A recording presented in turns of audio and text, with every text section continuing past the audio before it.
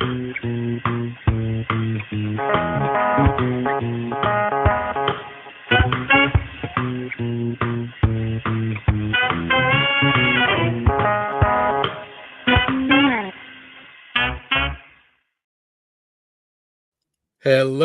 beautiful people.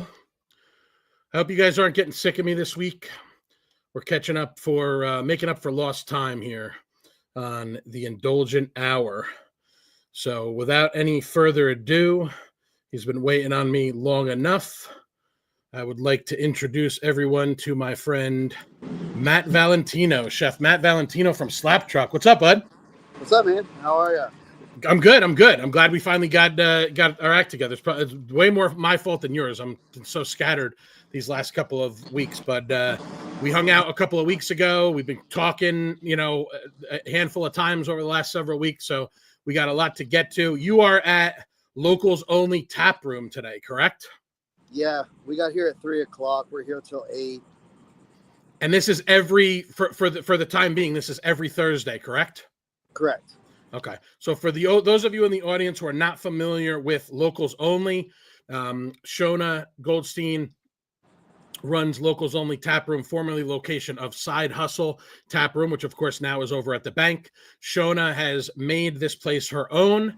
She has food trucks almost every day that she's open. She has craft fairs. She has cigar night. She has football seasons coming up. She's got screens inside if you want to watch the games. If you want to stay cool, you can sit outside. And Matt has been posting up for a while now, every Thursday afternoon. You said 3 to 8? 3 to 8. All right, cool. So that's the first thing that I want to start with, because you and I had like an in-depth conversation a couple of weeks ago, specifically about the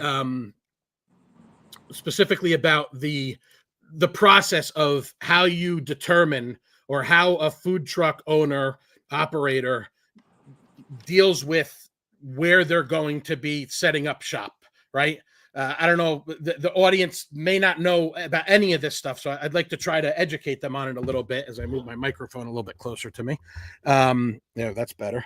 So basically, just kind of give us a glimpse as far as like how this works in terms of, you can't just pull up your truck and just start serving food. And you're not just doing, Locals Only. You've done Lot 9 Mondays, right? You've been doing that Lot Monday, 9. Lot 9 from 4 to 8. I've made this a regular spot every Thursday from 3 to 8. But we do neighborhoods, other breweries. We do catering parties. We do elementary schools. We do a lot of car dealerships. You had a busy day today, you said, right? At one of the car dealerships, busy lunch? Yeah, we just started Nissan in Bluffton on Thursdays, and it's right next to Infinity. So there's 2 dealerships. So we've actually done really well there the last 3 weeks. But other than that, I mean, yeah, you were mentioning a lot of people think that as a food truck, you could just post up and just, like the movie Chef, just pull up to a parking spot, but it's not really like that. You need permission, and there has to be, regulated spots where you can go. In some places you need permission for, from the town or county. And we forgot to mention, you also have been coming to my neighborhood quite a bit for our Food Truck Fridays, where the Lawton Station HOA committee, signs up a few food trucks for these Food Truck Fridays, which typically take place during the summer, not necessarily every week. I know sometimes weather kind of plays into effect with that. So you got tap rooms and breweries, you got car dealerships, schools, and communities. So there's a lot of different, and of course, one of the things that we discussed is, obviously you want to try to capitalize on the places where you're going to be getting the most activity. So that's one of the things that we kind of like put our heads together, and I crowdsourced a little bit as far as, what some people were looking for. So you kind of just, it's one of those things, I'm assuming, that you got to kind of just on an ongoing basis, just kind of feel it out. And if a place is, you're posted up there for 3-4 hours at a time and you're not getting a lot of activity, you're probably going to, adjust that or migrate that to another another location at some point, right? Yeah, I mean, in a sense, any business would want to do that. A lot of the times, though, this is my third business I've opened. Um, my first business was the indoor microgreen farm. Yep. And what I learned with the microgreens was, not just sticking to what works. You also have to kind of, always have pockets of your business in different areas and, different types of clientele. Like I had several different areas that I worked with, like with Savannah, it was busy in the fall and in the spring. And when it died off in the summer, it always picked up on Hilton Head. So, sure, I have spots that aren't that great, but being present there always opens up more opportunities. Like, let's say if I was at, lot 9 and it was always slow, rather than just give up on it, I'd stick to it because it opens up to do, a festival if they've got like a Oktoberfest or something like that. Or a Lottoberfest, as they call it, right? Oktoberfest. Yeah. So, as far as that goes, I think the important thing, because a lot of times I'll post about these things and they'll be like, where are they? Where can I find them? Whether it's SlapTruck, whether it's School Pizza, whether it's, any of these food trucks, especially School Pizza, who's only once a week. But for someone like yourself, who's posting up, 3, 4, sometimes 5 days a week, you have to, and this is directed towards the audience, you got to pay attention to the socials. That's where my eyes go most of the time.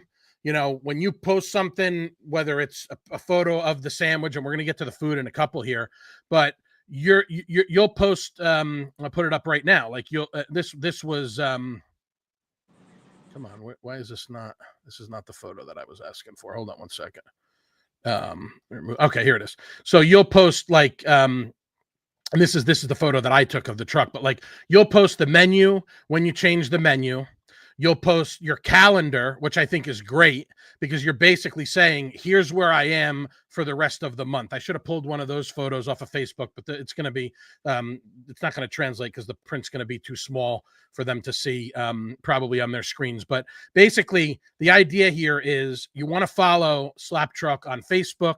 You want to follow on Instagram so that you know where the truck's going to be. So if there's, things that you want to try, things that you want to eat, depending on where you are in Bluffton or in Hilton Head, you want to pay attention to that because you do a great job with promoting it in terms of, you're constantly keeping, for me, I think you do a great job specifically because it's a focus on the food. So this is the Baby Yoda. This is, the side boob, the Korean side boob. This is you're posting those. You sent me one today. I'm going to pop that up in a minute, but you're posting the photos, but you're also posting the calendar. You're also posting the menu. You change, I think, items on there just as frequently, if not more frequently than any truck of your, type or category. There's always something new that you're looping in there. Of course, I had the photo up here. This is the setup at Side Hustle. I tried, a number of different things that day. Started out with the, I think this was the Baby Yoda with that hoisin sauce on it, right? No, that's the Soul Crusher. Oh no! Okay, that's right. I got the two confused. All right, so let's be clear about that because the details are important. So the Soul Crusher, SEOUL, with the hoisin sauce, which I absolutely love because I'm a freak for Asian food. Talk about the Soul Crusher. This was one of my favorites that I've ever had. Well, it's funny you brought that up because the reason why I know, I didn't really even have to look, but we color code all of our sandwiches. So the blue is the Soul Crusher, and if it's a chicken, it's the Korean chicken sandwich. So they're fairly similar. They both have the same kind of setup, except for the smash burger's got the hoisin glaze. But what else was your part of your question? The Baby Yoda. That's the double beef smash, bacon, caramelized onions, smoked blue cheese, barbecue sauce on a brioche bun. I actually haven't had that one yet, so that's now at the top of the list of what I'm going to order the next time I come, because that's one of the few that I haven't tried yet. But this Soul Crusher was, I mean, I crushed it. I crushed a few things that day. Another one of them was, and there we can see after I took a couple of bites, you can see all the good stuff that you got going on in there. I did a fried chicken sandwich as well. I want to say, I remember we said that I hadn't gotten to the buffalo one yet, but what was the one that I did that day? The chicken sandwich. I think it was the locals only side food: buttermilk fried chicken breast, crispy lettuce, onions, slap sauce, house pickles, which are effing amazing, excuse my language, and a potato bun. This is one of the best chicken sandwiches that you're going to find anywhere around here, in my humble opinion. I love it. Well, and go ahead. I'm sorry. Go ahead. Which is the Korean. The Carolina is probably my next, and then the locals only. But one thing I do like to do is highlight a lot of my menu items. Like I try to be as creative as possible with the names. But one thing I like to do is highlight some of the places that I go. So the story behind the locals only obviously is that I'm featuring it for locals only Taproom. Right. Little side story on the Baby Yoda that you were talking about.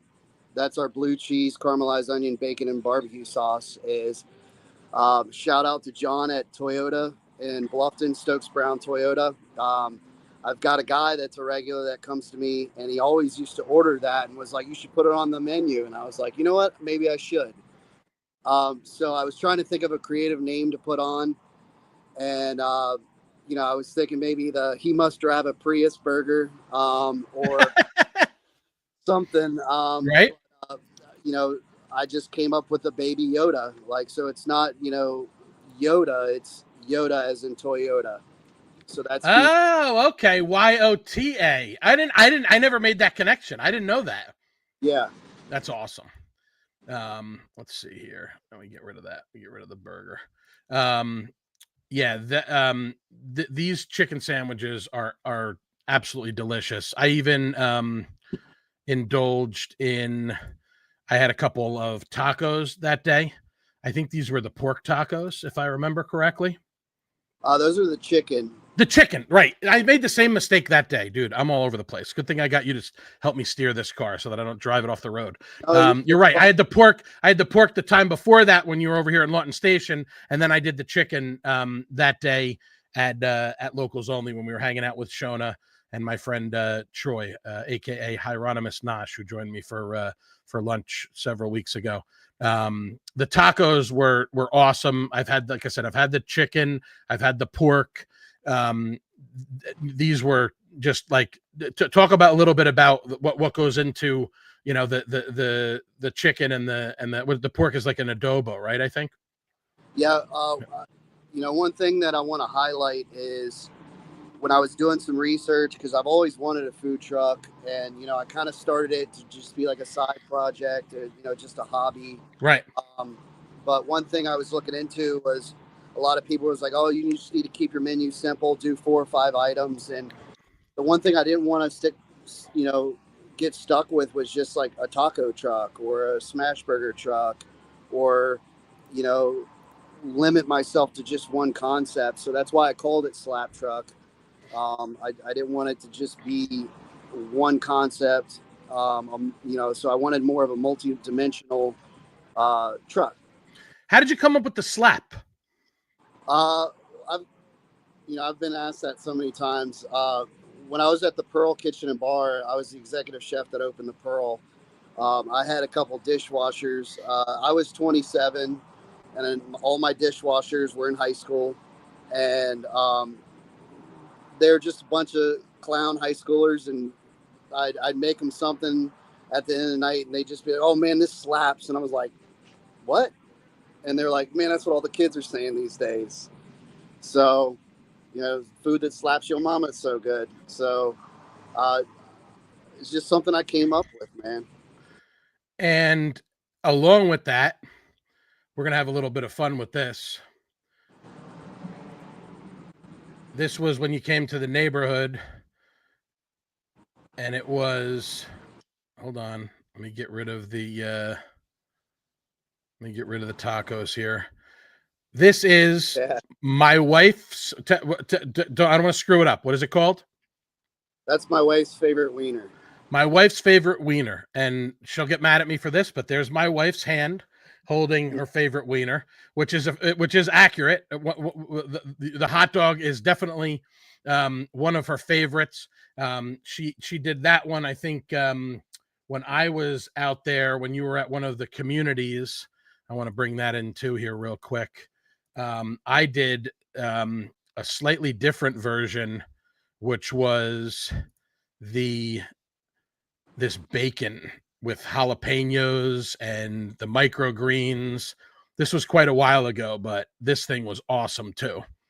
Yeah, just like with the side boob, and like I just love you have fun with it, which is like you don't take yourself too seriously, and you have fun with it. So it's like it makes it a more enjoyable experience because you got these colorful meals and items, but you also got colorful names for them, right?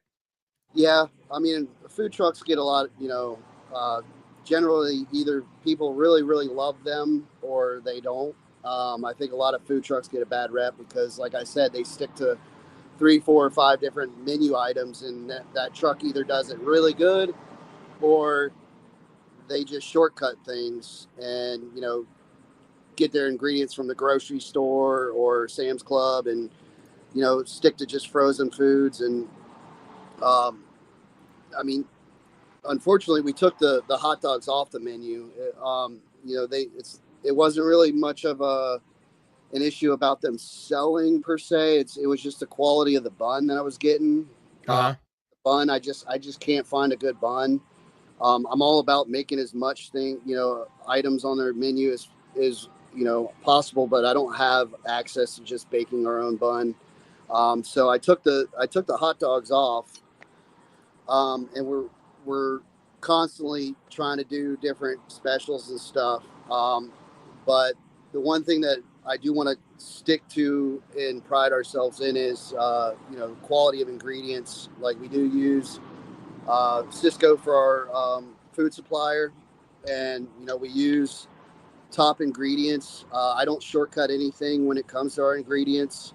Like, I hate to say this, and I hope that my Southern card doesn't get revoked. I'm born and raised, but Hellman's over Duke's any day. I'm right with you there, man. Honestly, they could say whatever they want. I think I'm not I don't mind it, but I'm not the biggest Duke's fan. Yeah, Duke's is People fun. Swear by it.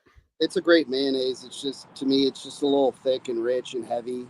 I just think the quality of Hellman's is a little bit better.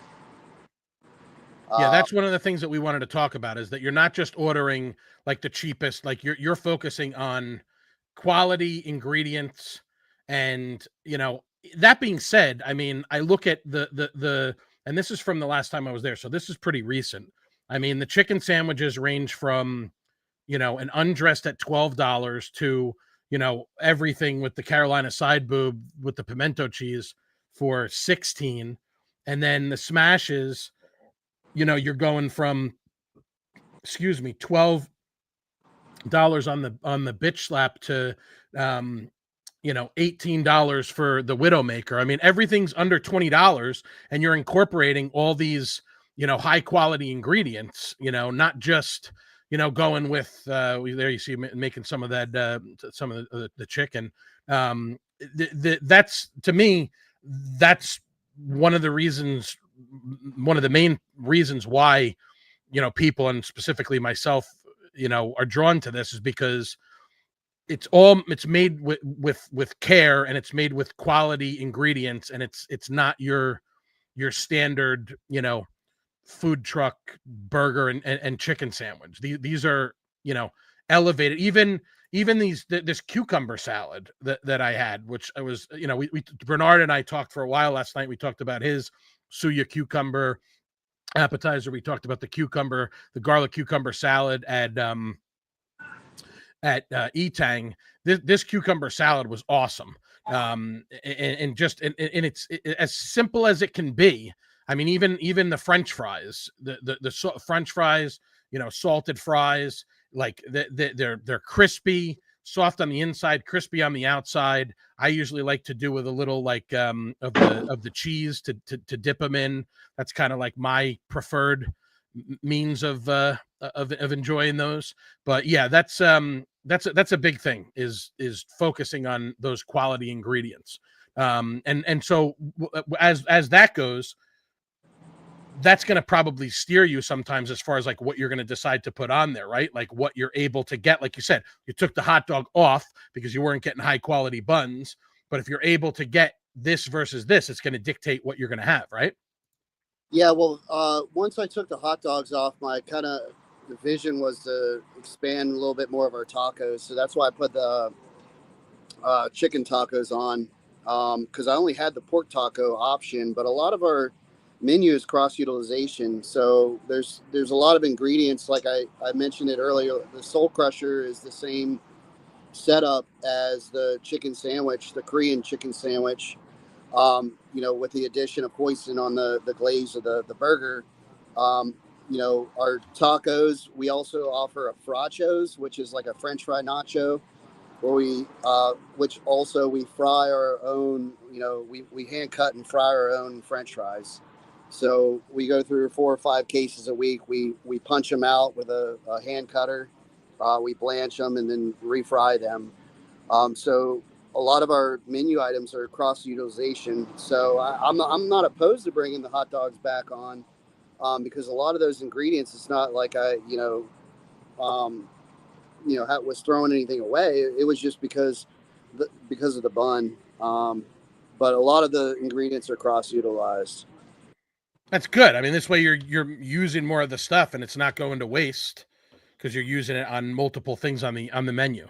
So while we were talking before getting ready to plan to come on here, you sent me this. Hold on.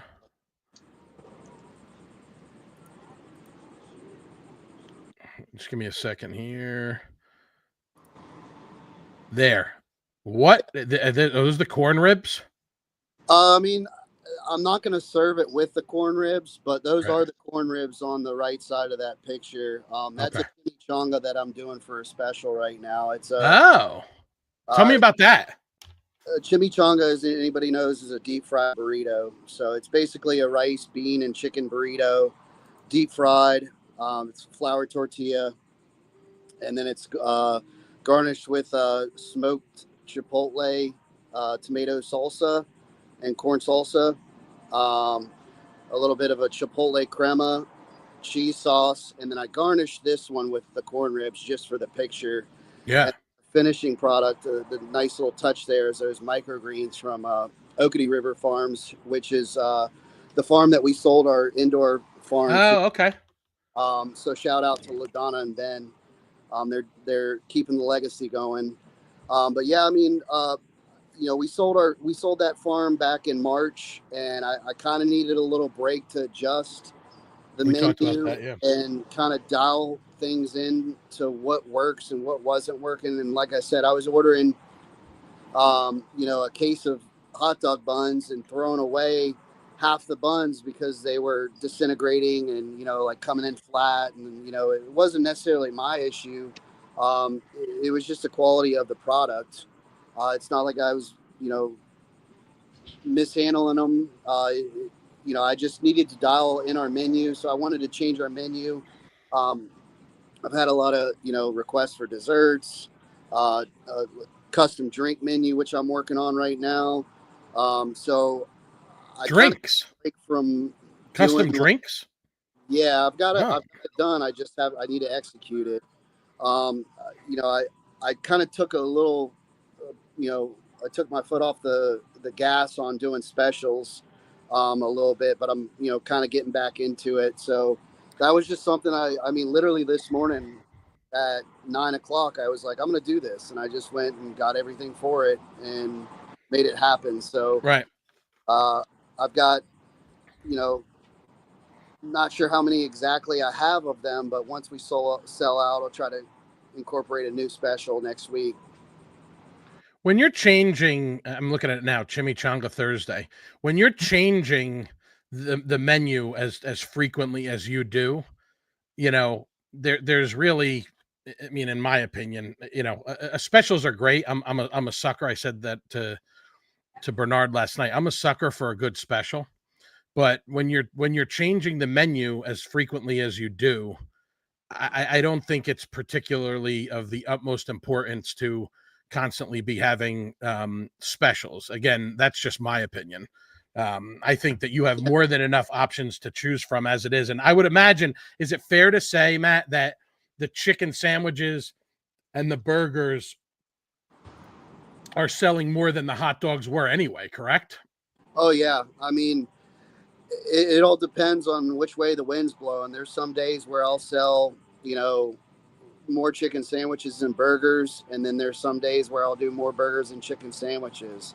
But it all depends. I mean, it could be a Saturday and it's a burger day. Right. But a lot of people, like you mentioned, when they do get to come to our truck, they know what they want. And I've got so many people that I know their orders. I know exactly what they want. And I always ask them, I'm like, don't you want to try this? And they're like, nah, I want this. I'm like, have you ever even tried it? And they're like, this is the only thing I've had. So, I mean, some people are just very particular. They stick to what they know and what they want. Yeah, I mean, if you can get your hands on one of those chicken chimichangas, you won't miss out. I'll tell you that. Yeah, that looked incredible. I know this is a screenshot from my phone, but I had to show the Baby Yoda with the sauce dripping off of there. I mean, just that thing just looks incredible. Again, I probably should have cropped it, but I didn't want to be multitasking too much while we're talking here. I mean, that thing, that's definitely next on my list because I've seen a picture of that a few times, and it's making my mouth water just thinking about it. I usually, like, me, the way that I am, it's like I'd rather have you steer the car. Like I thought about doing, I think the Buffalo last time, and you're like, I think you should do the locals only. I'm like, I'm at locals only. I might as well, keep it in the family today. But yeah, that's the Buffalo's on my short list, as is the Baby Yoda. I think that's probably the two-step that I'm going to do next time. When you were in the neighborhood, I did a shrimp po' boy the one time. No, this was an oyster po' boy, wasn't it? I think it might have been. Yeah, it was. This thing was awesome. I'm a big po' boy fan. I think I had this when I had the pork tacos that day. That was outstanding. And the other thing that I enjoyed, I think it was the very first time that I joined you when you were over in one of the neighborhoods near me, was the wings with the the dried corn, like elate, the elate wings with the elate sprinkle. What are you still doing wings? I think you are, right? I took them off the menu. Okay. Back in January, I was going to put them back on. They just weren't selling. I think right after the Super Bowl, like heading into like February, March, like is when I took them off. Right. They just weren't selling. And they are a little pricey. Yeah. Things have become like, in culinary school, I was taught that the wing was part of the stock. And, but wings nowadays, you just can't get your hands on them at a good, deal. Because there's only two tiny wings on a bird. Right. So wings can be very expensive. So for me, it wasn't profitable at the time. I took them off. I've sold tons of them. But something that I've been thinking about doing was doing like a wing night. Oh, okay. That's cool. And I kind of got some ideas of when I want to do it and what I want to do. But for right now, I'm not going to mention anything because I don't want to make any promises that I can't keep. Yeah, of course. But plus, you got to keep some. Just like Bernard and I were talking about last night, you got to keep some stuff for surprise, right? You can't give out everything that you're going to do because it's you got to give people something to look forward to. Yeah, exactly. But if you pull that picture back up, one thing I wanted to mention was that's a little collaboration kind of all three businesses that I've opened. Which one was that? The wings picture. Okay, give me 1 second. I'll get it right back up. There we go. Nikki want wingy. Let me get rid of the truck. Sometimes these things layer and I forget to take one off before I put another one on. There you go. There are your wings. So obviously, our food trucks, hosting the wings, but the freeze-dried corn was the freeze-dried candy business that I opened. That's right. The microgreens are from my farm, Riverroot Farms, that we sold. So when I opened the food truck, like I said, I mean, I wasn't looking to just drop wings in a fryer and toss them in buffalo sauce and send them out. I kind of wanted to elevate it. So all the wing dishes that I did were kind of like loaded.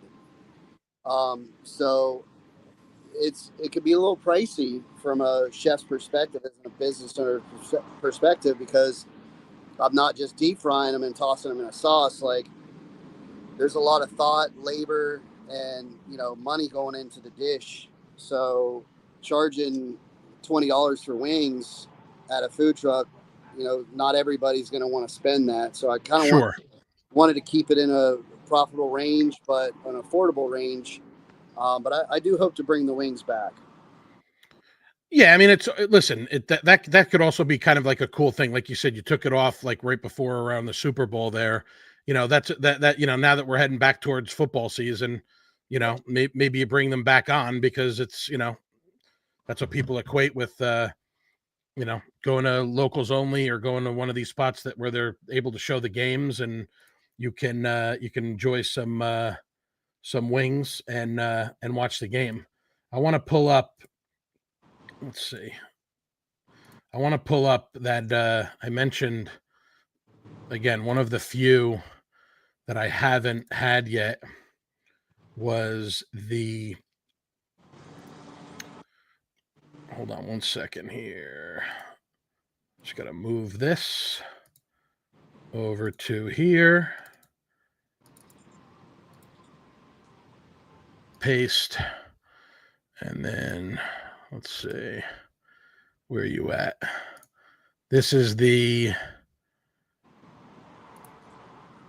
buffalo, aka the Victoria's Little Secret side boob, with that beautiful buffalo sauce and the slaw and the pickles. I don't have a photo. I think you gave me a little extra pickles last time. I don't have a photo. The pickles, just like I said, the cucumber salad is delicious. These pickles, these homemade pickles, are just amazing. I mean, this thing's making my mouth water just like the Baby Yoda was. So that's I'm definitely going to be seeing you in the next week or so, because I'm making myself hungry just thinking about these things. But yeah, and I think the original one that I had, I think this might have been the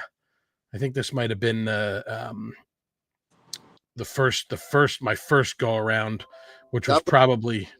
Does that one look familiar to you? I think that might have been just the Carolina, probably, at the time. I think that was the first chicken sandwich that I had from you, that very first time. But yeah, I just love how you're cycling through this stuff and constantly bringing some new stuff. Like you said, keep an eye out. The wings hopefully will be back soon. I always like to talk when I'm talking to chefs and food truck owners, restaurant owners, caterers, things like that. What kind of things do you see coming down the pike, things that you're excited about, whether it's any sort of special events? I know you said you don't want to, be beholden to something that you're thinking about making just in case it doesn't work out. But what are some things that you're looking forward to over the next, as we get to, we're winding here, we are in the middle of summertime, over the next month or two. Obviously, the tourism kind of slows down a little bit, and we're focusing mostly at that point on serving the locals in the area. What kind of stuff are you, thinking about, doing as we go into fall, other than the wings and stuff, like maybe bringing a couple things back like we talked about? Well, we're going to be doing the Lottoberfest again this year. Oh, nice. I think that in the history of our 16, 17 months of being open, I think that was our busiest day ever. Really? So I'm excited about that. Honestly, I've kind of taken a break a little bit from festivals and events and, big events like street fests. Because we were a little disappointed with Mayfest and how that turned out. Because that was a bummer. They ended up canceling it. Yeah. And, we had to leave. So, we're just a small food truck. So, we have a commissary kitchen, where we don't have a freezer there. So I don't have tons of space. So if I'm going to execute something, I've got to be real cautious about doing events and ordering. But sticking to the neighborhoods, I'm really excited about this locals only spot. We've been doing it for about 4 or 5 consecutive, maybe 6 weeks. Every Thursday here. This is kind of like our new little regular spot. Yeah. And over the summer it was a little slower because it is a locals only spot. But just the vibes here. Like I picked this place to do it because, my other favorite is Lot 9 in Bluffton, but just the atmosphere here. Like I show up at 3 and obviously like our truck's open now and we've had a couple people come and order, but it's one place where I can work on my scheduling and just like get the island vibes that you want. And, the people here that's not super touristy and just like a bunch of college bar hoppers. It's locals that come to converse and just have a good beer. Like they've got a great beer selection that highlights a lot of local breweries. Shona's great. Just this has become like a Thursday tradition for me to want to be here. But something else that I've been really interested in hyping up are my lunch spots. We've been sticking to a lot of car dealerships and elementary schools, like I mentioned. But what's cool about that's the owner's husband right there. Oh yeah, man, it's Nick. Hey Russ, say hi, buddy. What's up? He's right here. What's up, D. Simone? Hey man, how you doing? Good. You're live on the Indulgent Hour, bro. All right. He's the best. And they're great people. Like my truck ran out of gas one night going up the bridge, and I could have made it down the other side of the bridge and had enough gas in my tank to be fine. But because it ran out of gas, I needed to go and get some carb cleaner to clean out my carb. And he ended up taking me to Walmart. So just great people, great place, great atmosphere. We're both comfortable doing what we do sales wise here. But I just kind of got a little overwhelmed with doing so many neighborhoods and being everywhere all at once. And the biggest struggle with being a food truck is everybody knows where, Cahill's is, or everybody knows where local pie is. So if everybody wants to go out to eat and they decide on pizza, that they go, oh, let's go here or there. With me, it's kind of like, I'll see some of my regulars 4 weeks in a row, and then I won't see them for 4 months in a row. And I'll be like, hey, where you been? And they're like, you haven't been around where I'm at. So right. Because not everybody's going to go from Bluffton to the South End to locals only. I'm one of the few lunatics that's going to drive anywhere to get food, but not everybody's going to go from one place to the other. If someone's in Midtown Bluffton, they're more likely to stop by one of the car dealerships or one of the neighborhoods and see you, and vice versa. But it is kind of cool to, it's a twofold thing. You get a change of scenery, like you said, especially to be at a cool place like locals only, where you're hanging out with the crew that, the regulars that go there and the kind of vibe that's there. But then also, obviously you want to be busy, but just like you said, you want to manage that busyness too, right? So that you can have the downtimes here and there where, yes, you're open and you're going to serve some things, but you got time because you got kids and you got a life and other stuff going on, just like everybody else does. So it's good to have in between those spurts, like you were cranking at lunch today, then you get to locals, and before the 5:30 dinner time rolls around, you got a little bit of room to breathe. Some of these days you got somebody helping you, right? Some of these days that you don't. So you kind of take it as it comes. That's the kind of thing that I think is cool about it. It's like you're not affixed to one place. And yes, not every place is going to be gangbusters business, but sometimes you need a breather too, right? Yeah, I mean, that's when, like today's a perfect example. Like we probably will end up doing more for lunch than dinner, but I've got my employee on the truck right now. We're starting to prep for tomorrow and Saturday. We pre-butter all our buns. which we do use clarified butter. We don't just use some like artificial, butter. So we got plenty to do, and I just take it with a grain of salt. There's weeks, I'm sure, where we do like 4 slow days in a row, and then you're kind of like, oh man, like the wind gets taken out of your sails, but I've modified everything to kind of position like the labor and opportunities to work on my schedule here. Clean, prep.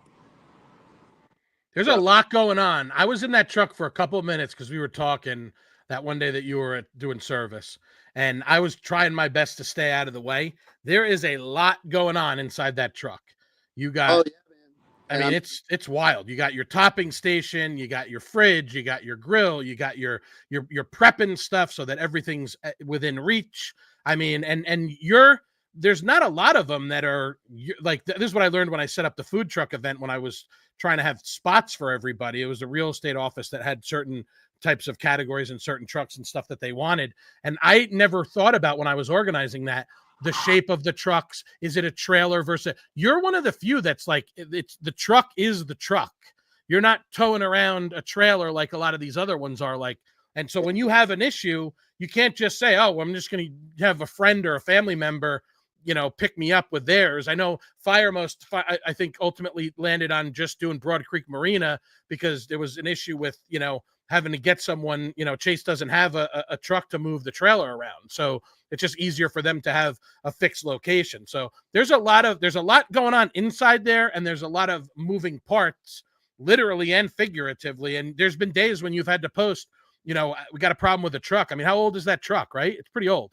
It's a 50-year-old truck. It's a 50-year-old Ford. I mean, it's got the original engine in it. It's a 351 Cleveland. So, but highlighting more of what you're talking about. I mean, when I was at the Pearl Kitchen and Bar, my kitchen was not much bigger than that, and I kind of compared it to being a chef in the sense where you're in the Army or in the Marines, like a soldier that goes to war has everything on him that he needs. With this truck, I mean, we use our hot box to store, our ovens to store containers. I've installed shelving in there. I've got a printer. I've got anything that you could think of in there. The tools that I need, like, I use the back here of the truck where the propane is for backup gas. I've got a backup battery in there. I've even got a battery charger in the truck. I store, things in the microwave. Wherever I could store it, I could store it. I mean, I use all the little electrical wiring. I put, our lighters and pens and Sharpies and clipboards. So it's definitely fun. Yeah. In a sense, because I always just see it as you're going to war. You got to keep everything on a 10 by 20 truck. So there is a downside, though, being a food truck versus a trailer, because the trailer, if your truck doesn't turn on and you need someone to pull it, you just need to find a friend that's got a truck and can move it. But yeah, sure. Like with this, I've had, engine issues, brake line issues, knock on wood, generator issues.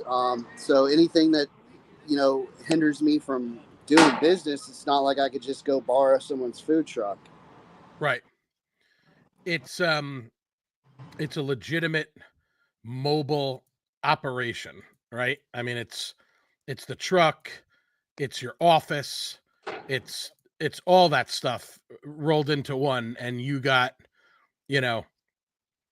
it's just like I said, there's a lot going on. People don't realize how much is involved. It's not just ordering food and cooking. It's you're running a business, and you are legitimately, until at least you get home, and then you got family stuff and things like that to deal with. But you're out there, and you are, you're working on something every time of the day, right? Whatever it is, whether you're ordering, whether you're cleaning, whether it's a logistical thing, whether it's an engine. The truck, obviously, I mean, it gets a lot of there's a lot of character in that, but a 50-year-old truck is going to, at some point, you're going to have issues, right? That you're going to run into, that you're going to have to deal with. And some days you're just going to have to close because, something needs to get fixed. It happens. Yeah. And I mean, to even really, speak more on what you're saying, we've had to cancel several neighborhoods and breweries, and it's tough. But when I first opened, I didn't know how to do a lot of this stuff. I've been cooking for 20 years, and like you're so used to just going into a restaurant that's always got electricity, whose internet's always on, the propane's always running, so the pilot lights on the fryers are always lit. Whereas with a food truck, like I'm either plugged into a stationary electricity, or I got to run my generator.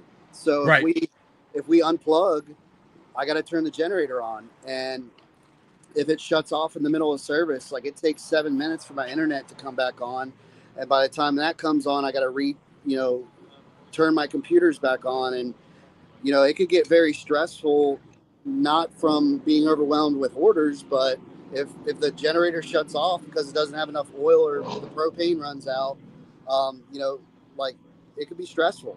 So some people think that, I do a lot of neighborhoods and breweries, and, if I cancel that, they get disappointed. And it's like, it's not because I'm lazy and just don't want to come. Yeah.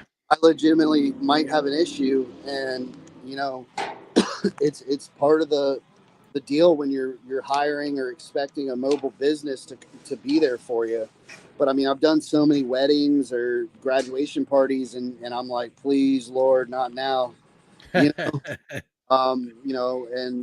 Fortunately, I've never been in that situation, but Morris Garage, like they've been very, very, attentive whenever I need, something done. So I just give Philip a call over there. He'll take care of me. And, I've always got it in the back of my mind. If I got a Sunday event or a Saturday event, I'll just reach out to him and say, hey man, I really got something busy going on Saturday, just in case my truck doesn't start. Will you be able to tow me? Because if I'm doing a private party at somebody's house in Wexford Plaza or Indigo Run or Palmetto Bluff, like I need to pull through for them, and I'm willing to spend the towing bill to get there to do it. It's just like you said, if something comes up and you're not able to make it, it's not because you were trying to get a day off. It's because one of these, it's like, what's that old saying? It's like, if something can go wrong, it will go wrong, or something like that. It's like, yeah, exactly. I can't believe I didn't remember that, because my dad loves saying that. That's one of his go-tos. But you're right. You have to be prepared for, and even you mentioned, like, when you're talking about with the power with the generator, it might not have to do with the equipment.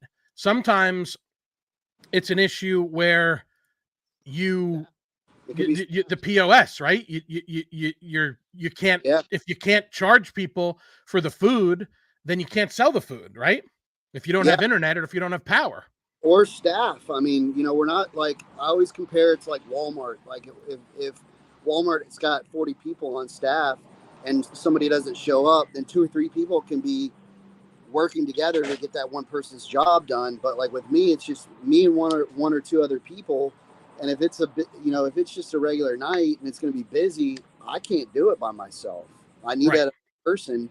But then it's a lose if it's a slow night, because then like imagine right now, like, I'm paying her, we're doing prep, but like imagine if it's just slow all night, then I just paid somebody for 4 or 5 hours during this service, and I kind of lose out on the labor. So I'm learning as I go. I said I've been in the industry for over 20 years, almost 25 years, and it wasn't until I opened a food truck that I realized that there's so much beyond what I've done in my history of, culinary arts, that this is a new dimension, But one thing I want to bring up real quick is I've only got like 4 or 5% left on my battery. So okay. Yeah, no problem. We're going to wind it down. To highlight other than what we've gone through?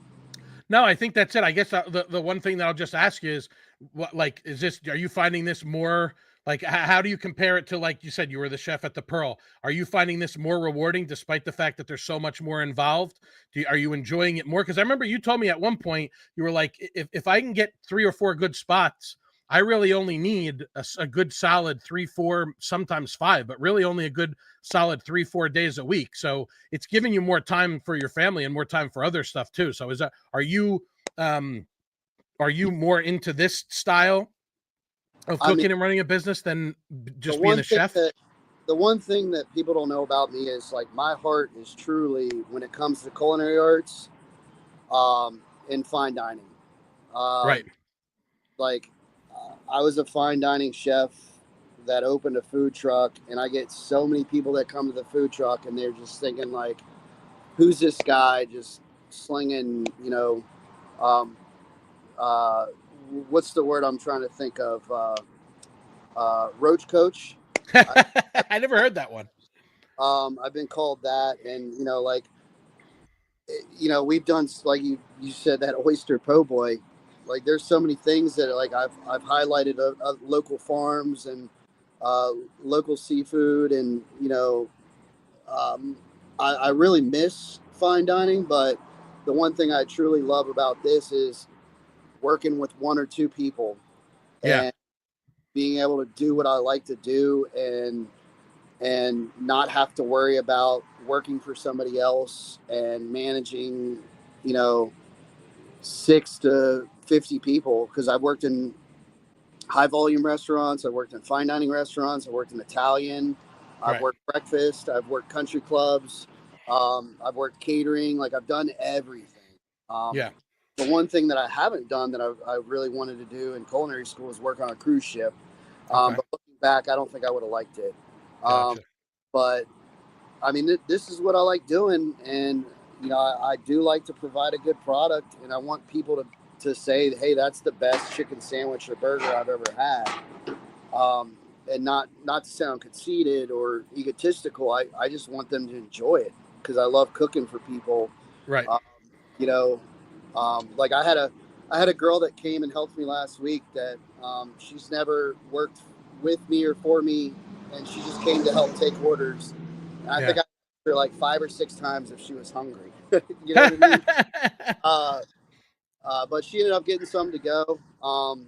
But this is what I like doing, and we could do 20 people or 130 people in a day, and I'll still be happy.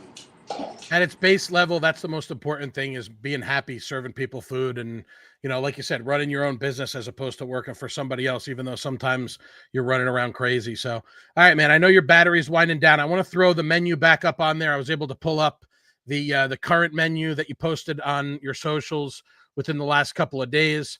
You got 7 burgers, plus the meat cheese bun if you're vegetarian or just want to go without the burger. You got 6 chicken sandwiches, you got 2 tacos, you got the frachos, which is the pork on over the fries, you got fries, you got slaw, you got the corn ribs, you got the cucumber salad, and more to come that we haven't discussed, that you said that you're going to kind of keep close to the vest. So keep an eye on. I will tell you. Okay, good. I'm working on an A1 steakhouse burger. Okay. So I've had a couple requests for A1, and I got a guy right here saying he'll buy. There you go, sold. He's ready. I mean, I know we've been talking for almost an hour, and there's just a couple people, but I will guarantee you that within the next 2 hours, we're gonna do probably 40 to 50 people. I love it. 5 o'clock cutoff time. People are getting off work, going home. Yeah. So I'm gonna jump off here. It was good talking to you. And of course, man. Everybody out, and I appreciate everybody's support. Absolutely. So you're gonna follow SlapTruck. Very easy. Facebook is SlapTruck, all one word. SLAP, capital TRUCK. The Instagram is also at SlapTruck too, right, bud? Let me just look it up, make sure I got the spelling right. Yeah, the SlapTruck SC for South Carolina.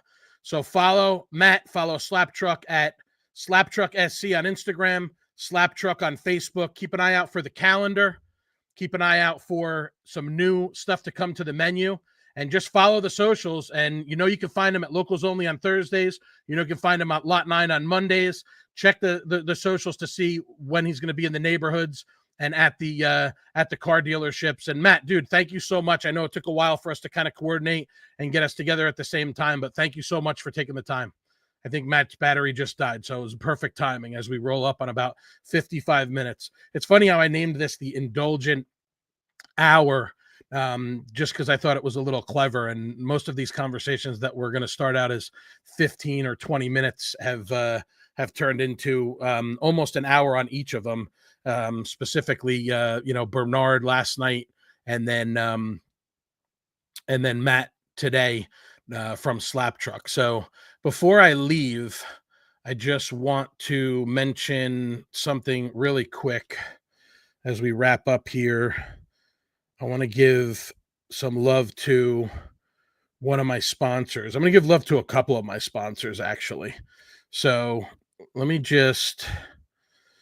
want to talk about coming up, for those of you who aren't aware of it, this Sunday at 1:00 at Lot 9, our friends at AMA Private Dining are going to be posting up at Lot 9.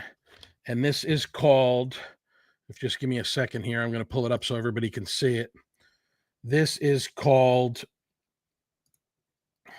let's see, you got to attach it first, Nick. This is called the Chicken Parm Pop-Up. So got to send it to myself first. So the Chicken Parm Pop-Up is going to be starting at 1:00 at Lot 9 this Sunday. So today's the 14th, 15th, 16th. That's Sunday, August 17th. Click send. And I'm going to pull this up for you guys in just a second here. This is another one of these really fun pop-ups that Antonio is doing. Let's see. Downloads. There we are. Okay. Appreciate you guys being patient with me. So here's the menu for AMA's Chicken Parm Pop-Up at Lot 9 Brewing. First come, first serve.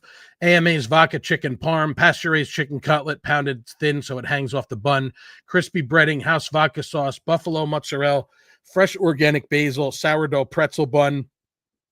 He's got a panzanella Caesar salad with crisp romaine, sourdough croutons, heirloom tomato confit, copious amounts of parm, pickled onion, creamy house Caesar. And this is what I'm probably going to be the most excited about, is the zucchini funnel cake fries. Crispy, airy, slightly sweet,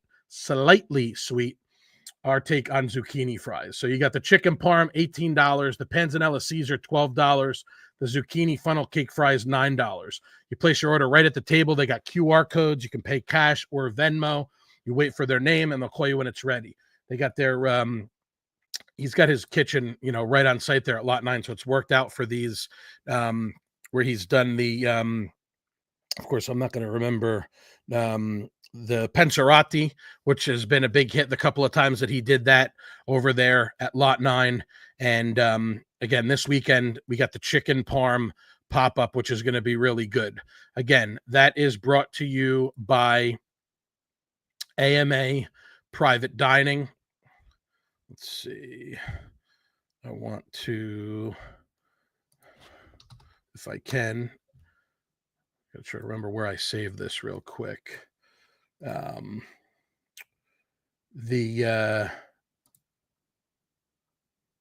see, pictures. Trying to remember where I saved this. Just bear with me for 1 second here, guys. There we are. Sometimes it just takes me a minute. So there we go. That's Antonio Mancini Albano, Private Chef Services, serving Beaufort County, Savannah, Charleston, and the surrounding areas. Let me get to the, there we go. You can book Antonio at amaprivatedining.com. Trying to figure out how to remove this banner. Actually, I can move it up top here. 908-477-6043. He's booked out for quite a few months, so you want to definitely, get in touch with him as soon as possible if that's something that you're thinking of doing. Also want to give love to another one of my sponsors, which is Lulu Kitchen. We're going to have Scott Hastings, Chef Scott, on next week. We're going to talk about some things that are coming up in the fall. So shout out to Scott and Jennifer and the family at Lulu Kitchen. One of my favorites, 890 William Hilton Parkway, Suite 1 in the Fresh Market Shops, all the way on the left side, right next to that mini golf, 843-648-5858.